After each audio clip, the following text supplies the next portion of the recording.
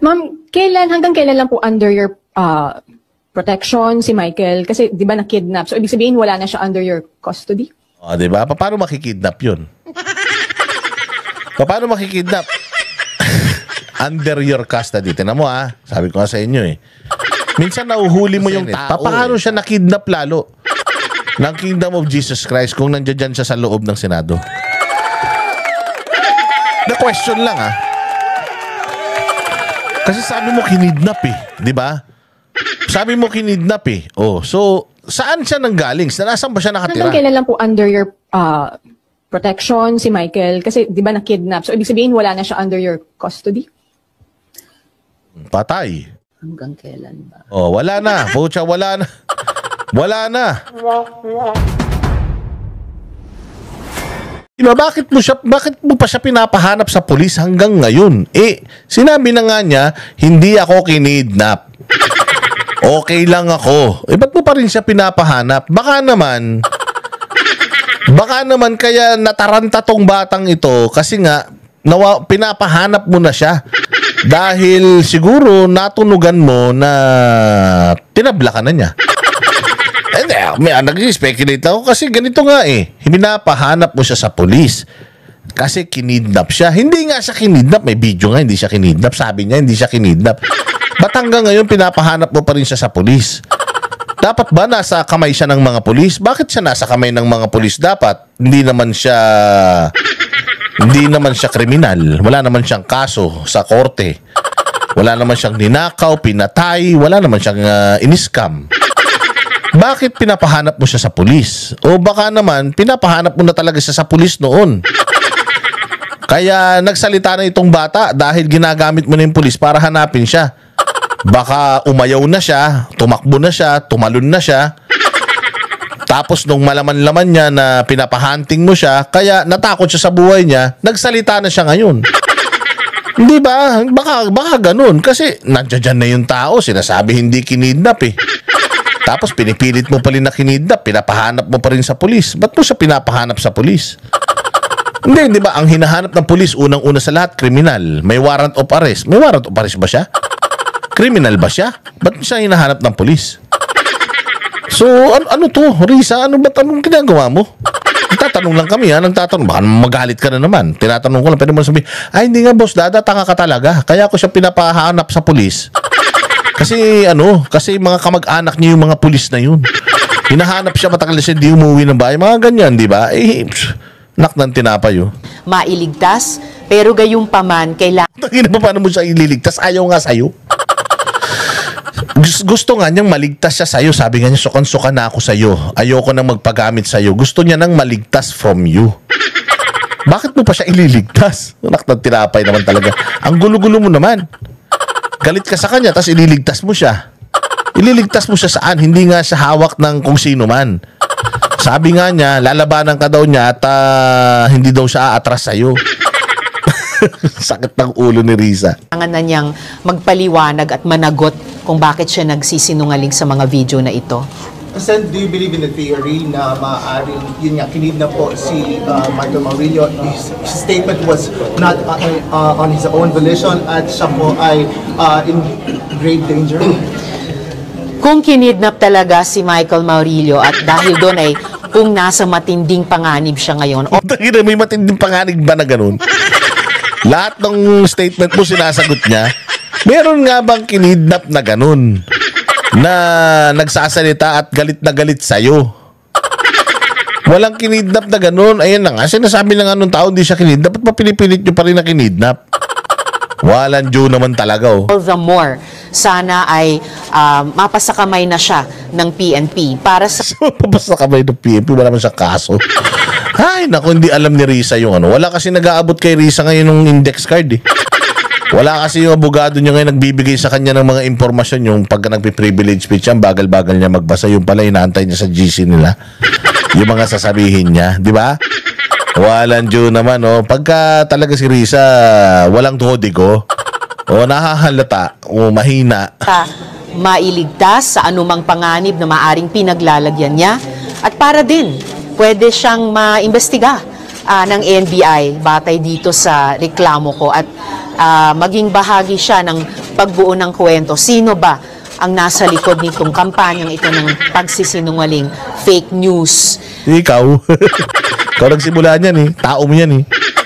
Di ba? Senate inquiry mo yan eh. Sabi ko nga sa iyo, regardless kung nagsisinungaling siya ngayon o before, ibig sabihin sinungaling itong tao na to. At kung sinungaling itong tao na to, dapat hindi siya pinagtitiwalaan. At kung hindi siya pinagtitiwalaan, dapat lahat ng mga testimonyang sinabi niya nung una, dapat lahat yan wala na. Wala nang bisa. Bakit? Kasi sinungaling katulad ng sinasabi mo. Di ba? Oh. Witness tampering. Witness tampering. Napapikit siya, oh. Napapikit siya doon sa witness tampering. Ikaw may kasong ganun, eh. Di ba? Ikaw yung kinasuhan ng ganyan. Pinakita pa nga ni Topacio yun. Ba't hinahamon nga ni Topacio? Ba't di mo dinimanda si Topacio? Oh, natatakot ka bang may ilalabas si Topacio na, ano? Ba't pag mga maliliit na tao, kayang-kayanan nyo lang? Pero pag kayo mga malalaking tao, mga abogado rin na kayang ipagtanggol yung mga sarili nila, ba't hindi nyo kasuhan? Ha? At saka psychological warfare. Okay. Isa na lang. Isa na Sir, lang. do you think it's also appropriate that the government or Senate on their part gumawa po ng action para ma-rescue nga po ito kasi parang life is in danger po? Well, ang Senado, dahil kami po ay legislative body, hindi po namin mandato o kakayahan mag-rescue ng mga kababayan nating nasa panganib. Kaya nga po yung... Wala, nasa panganib. Sinasabi nga niya, wala siya sa panganib. O eto, tinan niyo si Risa, kapag hindi siya, tinan niyo si Risa kapag wala siyang index card. Kailan po, ma'am, hanggang kailan lang po under your protection si Michael? Kasi di ba na-kidnap? So ibig sabihin wala na siya under your custody? O, di ba? Paano makikidnap yun? Paano makikidnap? Under your custody. Tinan mo, sabi ko nga sa inyo eh. Minsan nauhuli mo yung tao sa sarili niyang mga pagkakamali. Tinanong siya, kailan po ba nasa huling pangangalaga nyo si Michael Maurilio? Papaano po siya makikidnap ng KOJC? Okay, ang sabi ni Maurilio, nandoon siya sa kondo mo nakatira. Tapos, after how many years? 2 years, buong 2024, 2025, nilipat siya sa isang safe house. So, yung safe house na yun, kayo lang nakakaalam. Papaanong na-trace siya ng KOJC doon at nakidnap siya from Witness Protection Program. O kung halimbawa man, let's say for example, yung Witness Protection Program or Safe House, netong mga assets nyo na ito o itong mga testigo nyo na to ay within the premises of the Senate, papaano siya nakidnap lalo ng Kingdom of Jesus Christ kung nandiyan siya sa loob ng Senado? The question lang, Kasi sabi mo kinidnap di ba? Sabi mo kinidnap Oh, so saan siya nanggaling? Nasaan ba siya nakatira?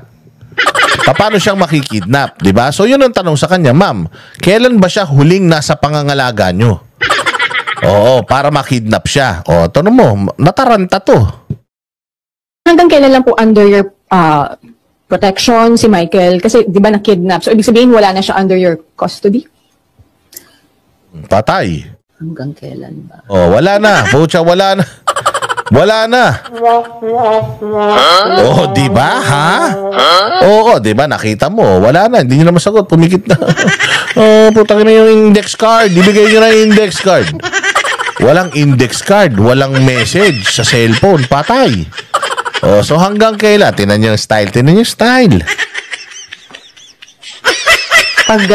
Pag adjourned na yung investigasyon. Ba't hindi ka sigurado? Kanina, sigurado ka. Nag-message sa'yo, nag-email sa'yo, humihingi ng pangbiling laptop, nag-message ng help. Sigurado ka dun Pero dito sa tanong, which is very legitimate and a good question. Ma'am, kailan mo siya huling nakita o kailan, di ba nasa Witness Protection Program siya? So, kailan siya nawala sa Witness Protection Program? Tinan nyo. Natatapos na rin yung importanteng trabaho ng Senate OSAA na sinesecure sila dito sa premises ng Senate. Oh, sinesecure sila sa premises ng Senate. Paano siya makikidnap? Nandyan siya sa premises ng Senate. Paano yun? Paano nangyari yung magic? Galing sa langit, bumaba yung mga taga-KOJC, dinampot siya, linilipad siya. Anak ng tinapay naman. Hindi ba mga nakakapasok dyan sa Senado, yung mga ano lang, yung mga importante, may mga ID lang. So, nandoon siya sa premises ng Senate. Nakidnap siya. Siya Senate security. Medyo, medyo delikado to. Nakikidnapan kayo. Di ba? Ulitin natin. Protection si Michael kasi di ba na-kidnap. So, ibig sabihin wala na siya under your custody? Hanggang kailan? Patay. Pag adjourned na yung investigasyon, natatapos na rin yung importanteng trabaho ng Senate OSAA na sinesecure sila dito sa premises ng Senate. Hindi ko maubos pasalamatan yung mga civil Hindi society. ka dapat magpasalamat. Tinatanong ka. Anong di ko lubos mapasalamatan? Tinanong ka, ma'am, di ba nasa protection nyo sila? Paano po siya nakidnap? Nasa protection nyo sila. Hanggang kailan nyo ba sila pinoproteksyonan? Yun ang tanong. Bakit magpapasalamat ka? Ulit.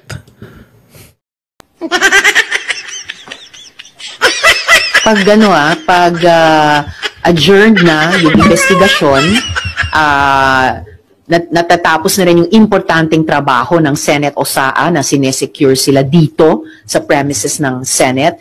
Hindi ko maubos pasalamatan yung mga civil society at church partners. Ginawa niya ng palabok. Ginawa niya ng palabok. Putang ina, igisa mo na. Oo, pucha yan. Biglang nagpasalamat. Ba't ka magpapasalamat?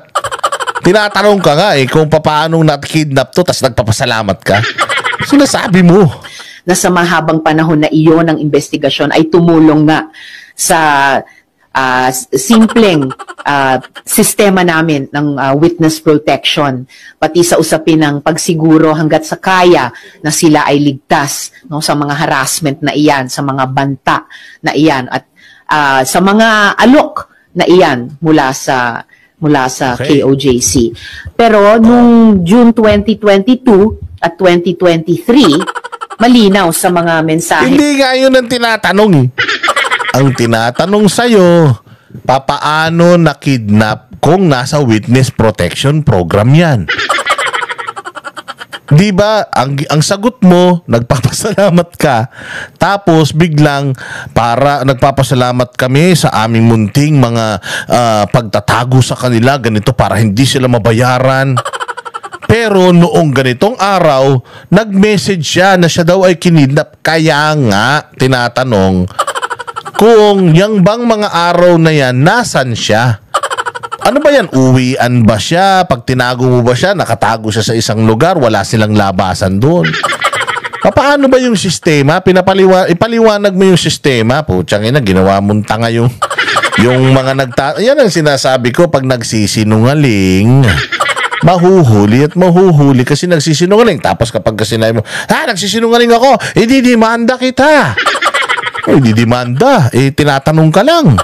Ni Michael na paghingi ng rescue na kidnap na siya, and he was already being held dun sa Kaya nga, the question is, paano siya nakidnap if nasa witness protection program siya? So saan siya kinidnap? Sa loob ng Senado o sa kondo mo? O sa safe house nyo? Hindi ba? Kasi hindi mo siya dapat kinokondo, ma'am. Bakit mo ikokondo? Ibig sabihin, ini-impluwensyahan mo yan. Kasi kapag umamin ka na ikinondo mo talaga siya sa kondo mo mismo, ibig sabihin, witness tampering na kagad dyan, ma'am. Di ba? Witness tampering na kagad dyan. Kapag kayan, ipinakakain mo pa, ibig sabihin, gumagastos ka ng pera mo para sa iyong testigo. Mali yun, ma'am. Hindi po dapat yung ganun. Dapat, ayun nga, merong grupo, alam mo, DOJ o kaya PNP. Kailangan ng batang ito ng proteksyon. So, itago nyo siya. Di ba dapat ganun? Hindi ikaw ang magtatago sa kanya. Kaya ang tanong, ma'am, saan ba to? Nasa kondo mo, bahay? Hindi, nandito sila sa Senado, pinangangalagaan sila dito. Ah, okay. So, paano siya nakidnap kung nandito siya? Eh, ayun na nga, nag-text nga siya, kinidnap siya. Eh, hindi mo sinagot yung tanong. Huling-huli ka nandito, nagsisinungaling ka. Glory Mountain. So, ang theory namin sa ngayon is that up till the last moment, he was with yung mga church leaders na kasama sa mga partners namin na So, yun. Kasama daw niya yung mga church leaders, partners nila, tapos nakidnap siya. So, ano ba yun? Paano? Wala ka man lang kilala doon sa mga church leaders, partners na nakakita na kinidnap siya, ganon? Ay, nako, Risa. Sana makalusot ka dito sa dilubyong kinaharap mo. Sabi ko nga sa iyo, sometimes Kailan po? ang multo natin ay minsan yung mga multong ginagawa natin, yan yung mga bumabalik para i-hunt tayo. Oh, di ba? Naku, haba-haba na naman itong vlog natin.